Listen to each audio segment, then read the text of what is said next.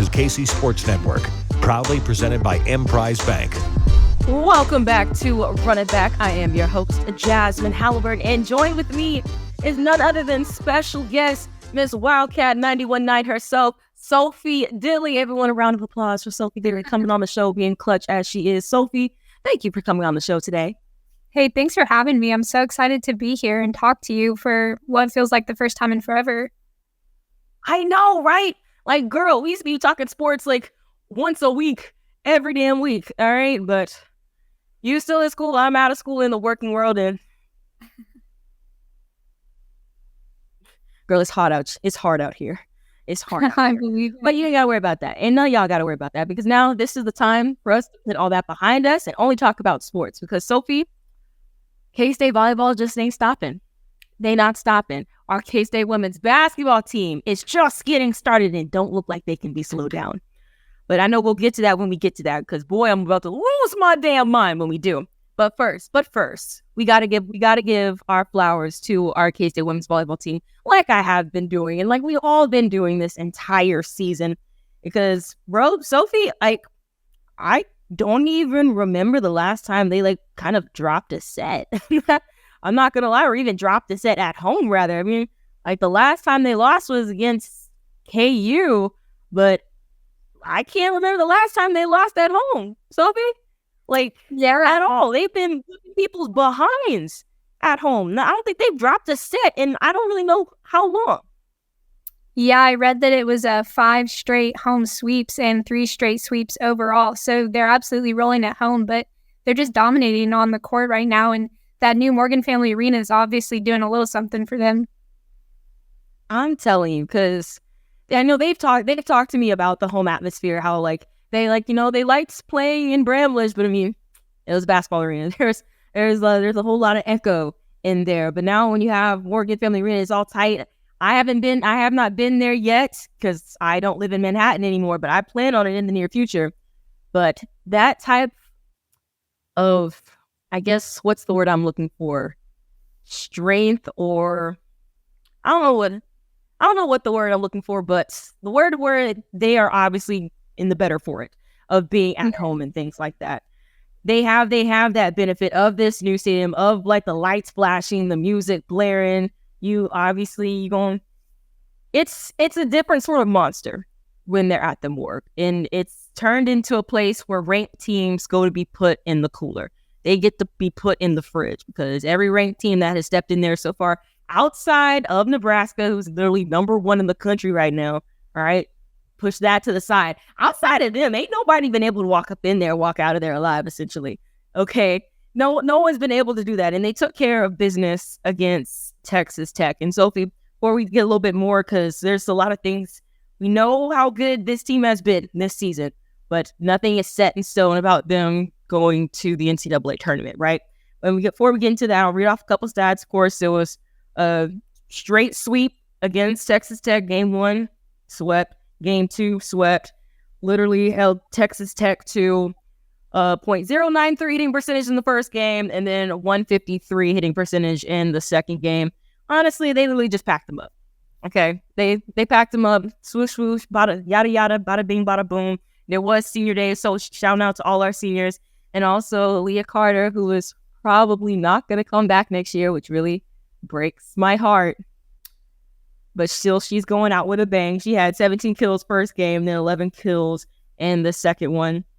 But like I said, everybody packed them up. Okay, like K-State done packed Texas Tech up. Okay, but moving on to the next one. They play another ranked team in Houston, but this one is going to be on the road, and K-State has not had the greatest record on the road this season. I think they are like 4-5 on the road overall. Either way, I think they have a losing record on the road, and this is against another ranked team. But Sophie, I was looking up like RPI, the likelihood of K-State being able to get to the postseason, and honestly, I don't know. I truly don't know, considering like the last Sophie, you said like they had some sort of streak going that it's been a dominant streak, but I don't know if that's going to be enough for them to get to the postseason.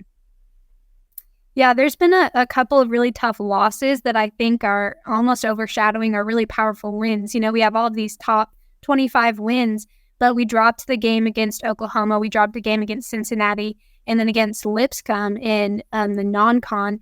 And so those games have pushed our RPI way down. And I think we're sitting somewhere in the 50s in RPI, which seems shocking. And then obviously in terms of AP polls, we're not ranked. We received 14 votes, but we're sitting about 33rd in those polls. And so on paper, you would think, wow, Kansas State should go. But when you start digging into the nitty gritty of these numbers, it really could be a battle because who knows if their RPI will really push them. And Houston will be a very telling game and might be the make or break if K-State goes to this tournament. And that's what scares me because I hate that it has to come to this. I really do because because Sophie, you did bring up the really bad losses, like obviously Lipscomb, OU, even though Cincinnati, and I don't know if I want to add UCF in there because when we played UCF, they were undefeated in the Big 12. But then ever since they've gone on, I guess, a really bad stretch and they have lost like 6 straight or something like that. So now they're behind us in the Big 12 standings. But I mean, yes, you talk about those losses, tough losses. But I mean, when you look at the wins, like, they're not just like wins like in 5 sets or anything like that, 5-set battles. These are sweeps. So like you're literally you swept Texas, you swept BYU.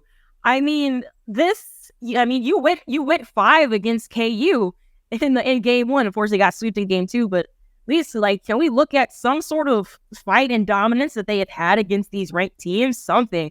I hate that it might have to come down to Houston, their final game of the season, when I think they deserve to go into the postseason. Yeah, that's hard for me too. And I'm a little bit nervous because it is that road game. Houston's ranked 22 right now, and it's only one night. And so that's hard to say. Sometimes it's easier to have just one night of games instead of 2.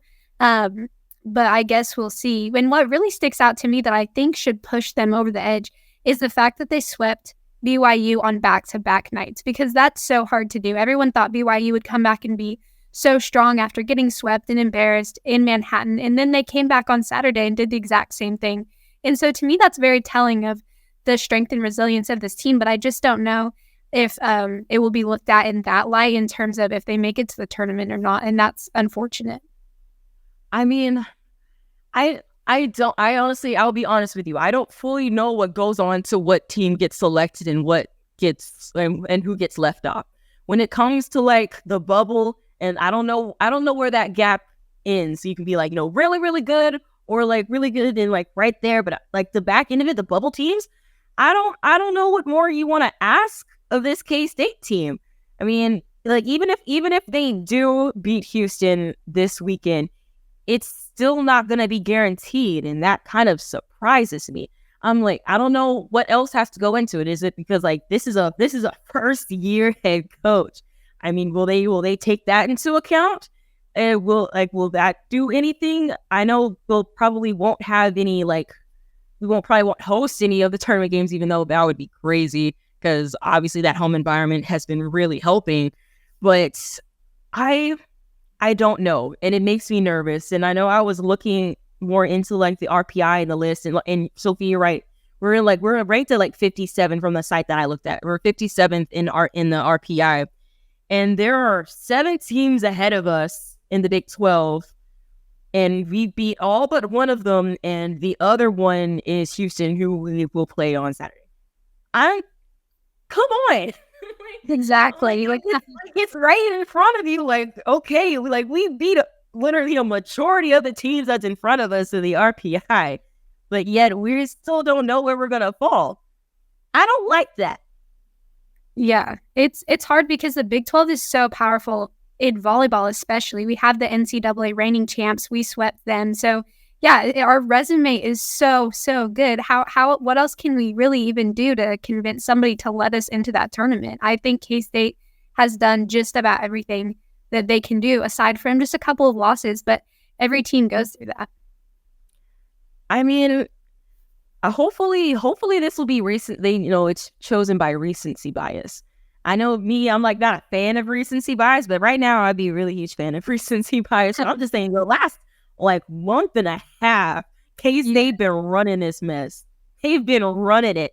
And that still has to be taken account of. And I know like that game versus Oklahoma, that first game where I honestly thought we were gonna win.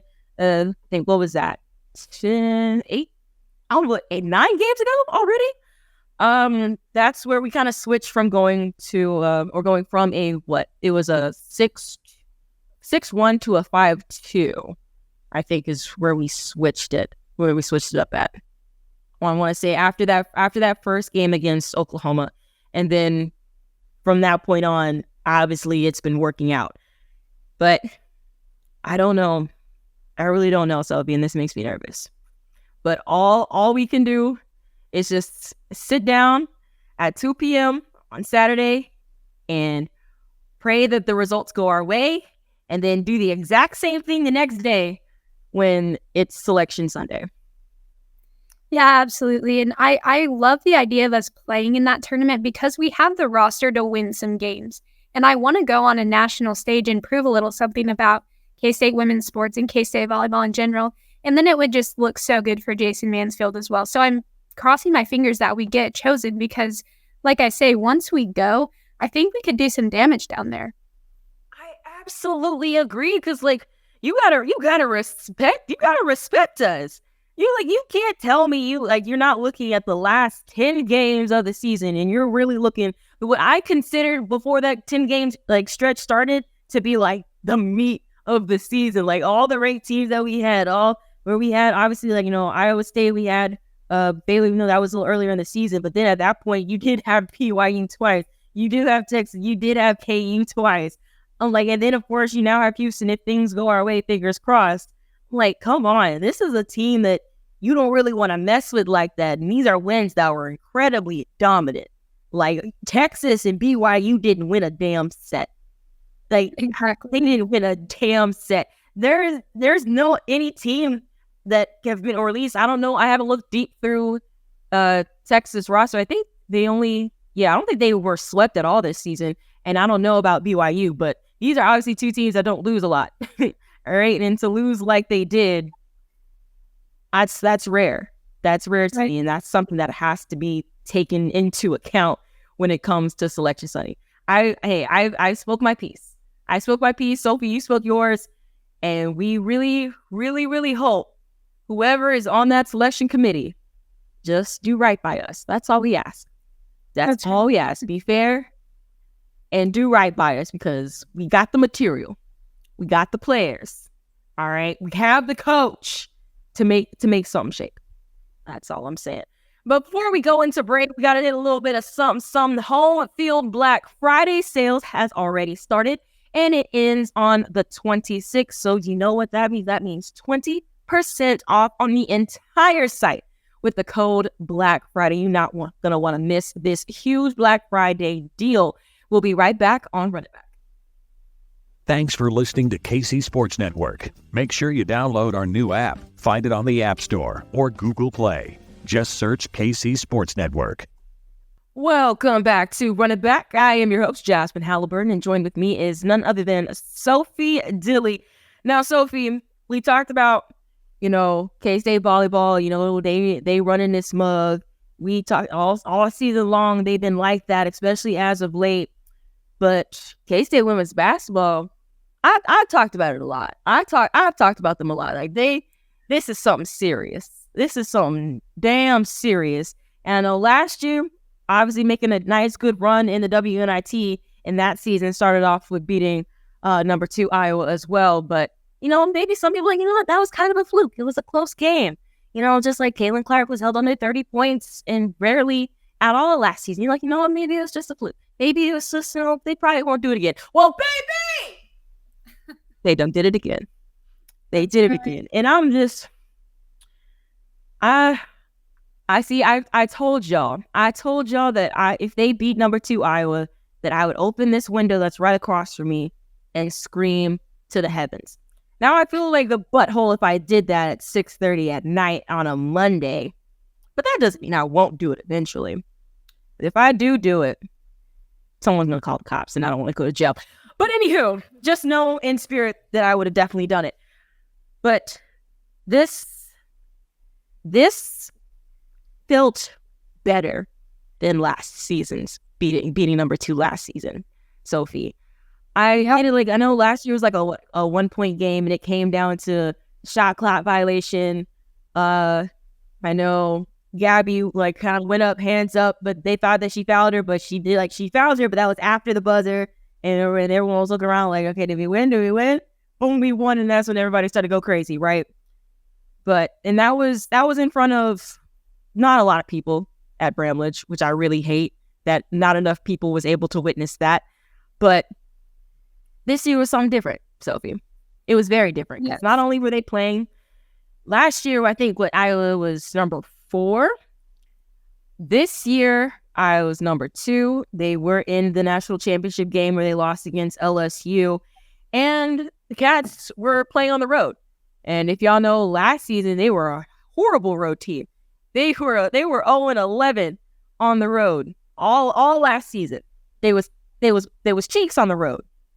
So for them to be able to go in there in Iowa City in probably the most terrifying places to play on the road, because they love themselves some women's basketball over there. I absolutely 1000% respect it. But that's intimidating to go over there.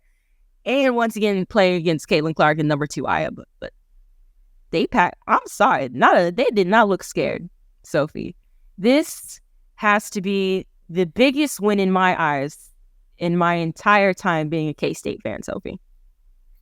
Yeah, it was huge. And like you said, obviously the thing that sticks out the most is the fact that we were on the road in such a hostile environment. And you said it, Iowa is an extremely tough place to play. They packed it. And last year, playing in the national title, it just makes it so much more exciting to be there for those fans. But Jeff Middy said in his press conference last night, he went into Iowa thinking that we would win. And obviously our roster did as well, because, yeah, they didn't look scared. And the number that sticks out most to me is the fact that we outscored them 23-14 in the fourth quarter. So we never let up. And I just love that, because like you said, last year was a little bit of a weird ending. And this year it was like, you know what, we're not going to let up at all. And we're going to beat you, by a few points, not just by one, in your own house. And we're going to do it in the fourth quarter. And what's crazy, because this game was close the entire time. I think like the biggest lead of the entire game is when we were up 7. But considering that both teams were shooting horribly, like K-State actually ended the game shooting 40%, which is really great considering how that entire 4 quarters went. And of course, Iowa was shooting 36% from the field. At one point, because Sophie, you talked about that run that they went on in the fourth quarter. At some point, we were down like 5 points, and we had plenty of time left, but being down 5 points felt like a lot considering how hard it was to get the offense going, any sort of offense going for both teams, obviously. But it felt like if you were down by anything more than I don't know, 6 points, it felt like, gosh, someone has to make a run. It would be a scoring drought of 3 minutes for whoever, and it just seemed like it was going to be like that. So I wasn't giving up hope. But I just know it was like the fourth quarter was like, I don't know, 6 minutes left and we were down by 5. And I'm like, I know it's just down by 5, but considering how offense was so hard to come by, and this is a team, like, we would have been packing their butts up if we were able to make some easy layups that was really available to us. And Yoki, she finished the game with 22 points, 12 rebounds. I'm like, bro, that is not even her best night, because she didn't miss some easy bunnies. It's not even close. Like, and I talked about it before that it's going to be a slow start offensively to start the season. Because Coach Mitty has had to change his offense for the last three seasons. It was first season where he had all the freshmen with the Glenn twins and Serena Sundell, and your focal point was Yoki. That's when Yoki was getting triple guarded in the paint, and they were leaving the guards open to shoot a 3, and they weren't shooting it. Obviously, offensive game plan is different then.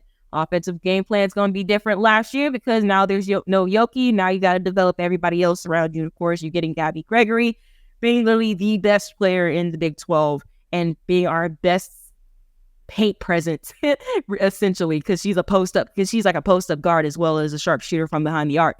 And now you have to go into this season to where now you have Yoki, now you have Gabby Gregory, and obviously you do have the Glenn twins and Serena Sundell being a lot more confident with the ball in their hands, right, and being able to score.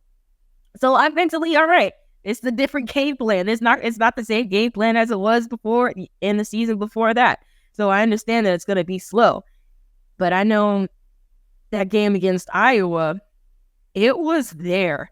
They just weren't hitting any shots. So like the jump shots were there. The open layups were there. The close range shots were there. It was all there, but it just wasn't falling. I'm like, gosh, this is so frustrating because we know that we would really be whooping their behinds and it'd be even better than beating them already. That was by 7?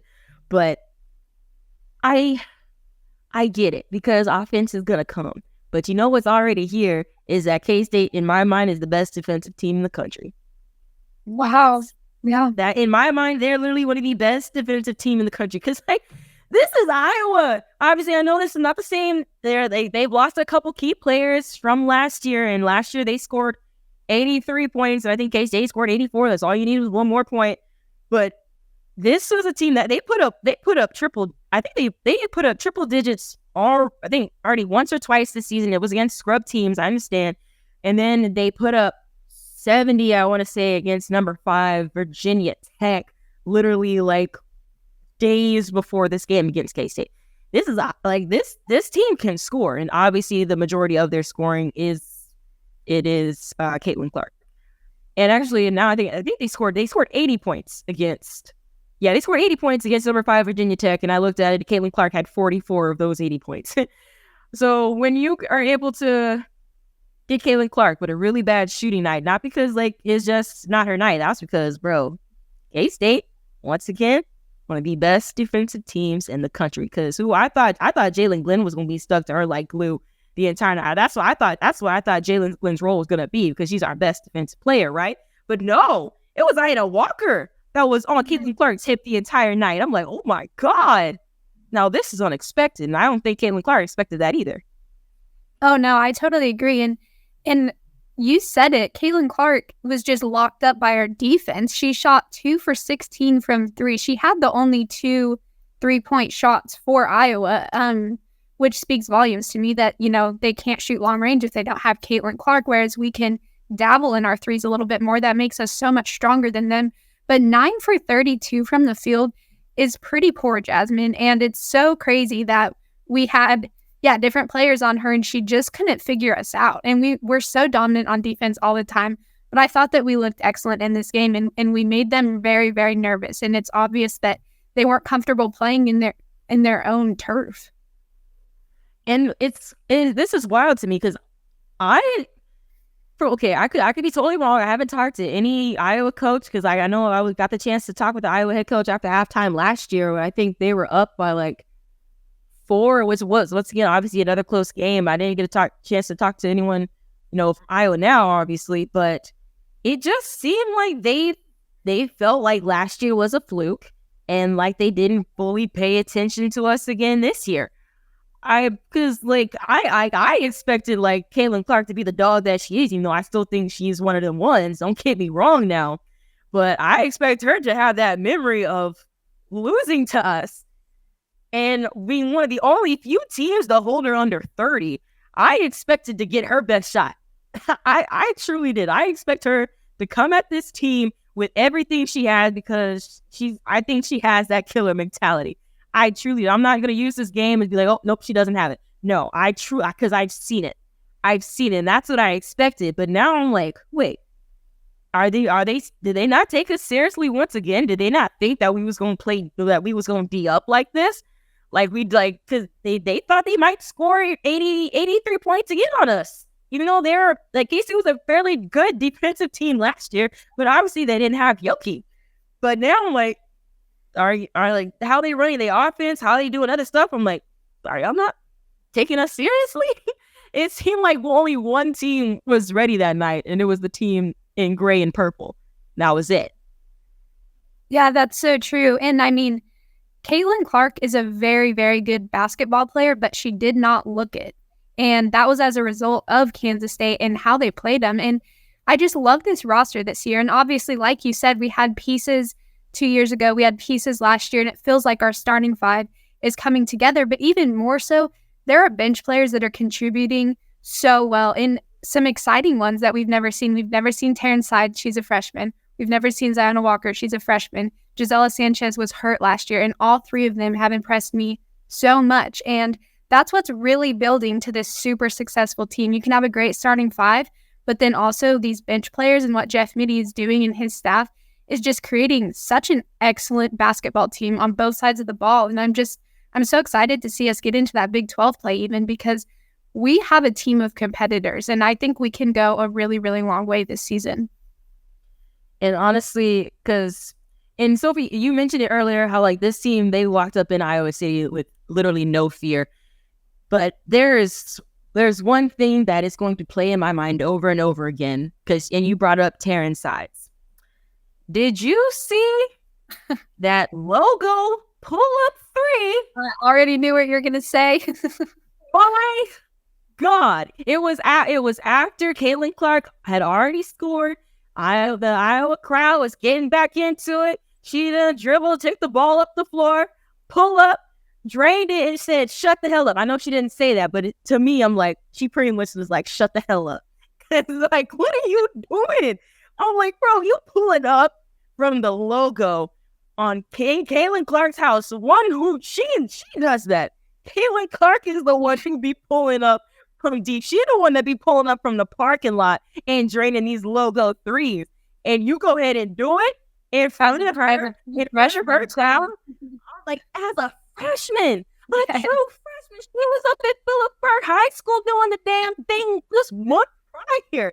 I'm like, what the hell you mean? That is the most disrespectful mess I've ever seen, and I loved every damn second of it.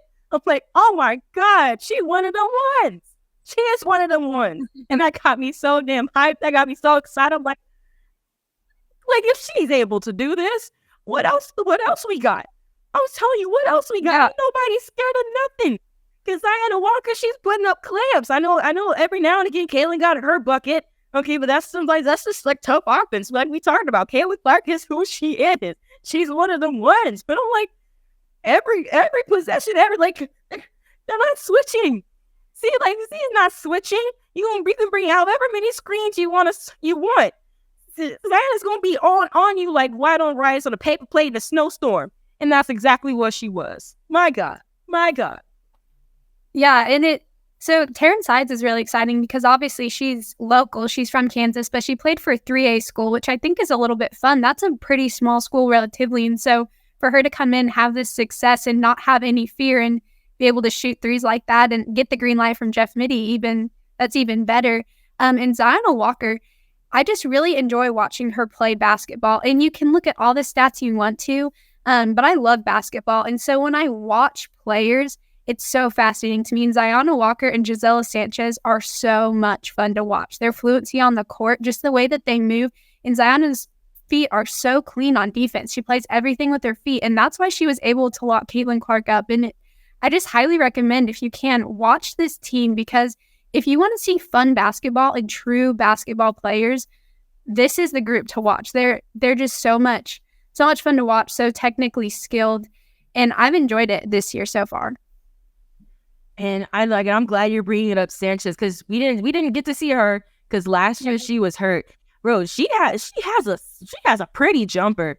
She hasn't necessarily found her shot just yet, but I'm like, bro, she's got it. She has such a beautiful jump shot. It just hasn't found the bottom of the net like a majority of K-State's offense so far this year. But once she gets that mid-range going, you're not going to be able to stop her. Like, this is someone who could average double digits a game. Yeah, I know it depends, obviously with the minutes and everything, because she's going to be technically the second big off the bench and, playing the floor every now and again as well. But she's the one that she can really stretch the floor. That's how Mittie wants to play for it, to switch up things against the opposing team. You put Sanchez out there, you gotta put it in a zone, and she gonna be hitting that jumper from the free throw line with ease, because we know it's there. We know she has that in her bag. It just hasn't fallen quite yet. And I'm like, man, there is there is nothing this team is not showing me that makes me think that they are not going to win the Big 12 or at least have a really, really good opportunity to do so. Like, and I'm like, I ain't even talked about Gabby yet. Gabby has started off this season fairly slow. Like she led the Big 12 in scoring last year. She's literally, I say this a lot, but she's one of the ones. And she was having a really tough shooting night against Iowa, like a horrible shooting night. Like this is uncharacteristic. Like the year prior, she had 24 points against Iowa. And she ended up hitting some clutch free throws to pretty much be able to seal the game for us. And of course, her defense at the end of it. And this game in particular with Iowa, like I know she wasn't always there when you called, but damn it, she was always on time. She had an and one. She unfortunately missed the free throw, but still getting those 2 points in a game where offense was hard to come by. She was able to drain a three, and then in the final minute of the game, end of the shot clock, Iowa was, mixed some things up and started playing a 2-3 zone. She stopped in the middle of the zone, turn around, pull up from the free throw line to sink it. I'm like, oh, this is like, I'm trusting Gabby. I don't care if she goes like 0 for 12. You put her in that situation, she gonna do what she do. She gonna do what she do, and that's gonna be able to put you in a position to win a damn game. And that's what she did. Right, and she's one of those players that you can always trust her situationally, but really any of these players, because we played 8 players at Iowa, and all of them scored. And that, to me, speaks volumes. And, he's played a lot of players in some of these non-conference games that aren't competitive, obviously to just get some experience. But in Iowa, he knew he needed to lock down the players he can rely on, and he found those 8. And everyone scoring is a huge, huge deal. And to me, what makes it most beneficial is the way that these players move when they don't have the basketball. They're opening that floor up, and there's just so many opportunities for players to drive in, to step back and shoot the three because, again, we're good at long range. And so the way they're moving without the basketball is creating so many opportunities offensively for them. And it's interesting to watch, honestly, and just like by the playbook. I love what they're doing, both the players and then Jeff Mittie with what he's creating there. And it's literally, it is incredible to see, because Coach Mittie talked about that this literally might be his best roster since becoming a head coach at K-State.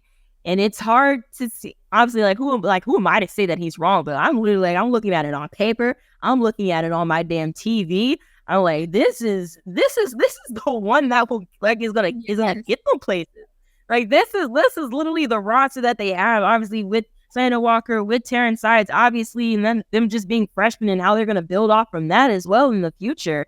Like this is insane, and to stay on this game with Iowa before we move briefly on to Wisconsin, this was a game where, like, bro, I'm not even gonna lie, a lot of things are going against them. So I know you noticed when you were watching the game, like, bro, the officiating was booty. Like, it was probably one of the worst officiated games I think I've ever seen, and that's saying a lot considering we are in the Big 12 and Big 12 refs have a reputation. Like that is literally saying a lot. There is a ton of moving screens from Iowa that was never called, but of course you call a moving screen on Sanchez, whatever.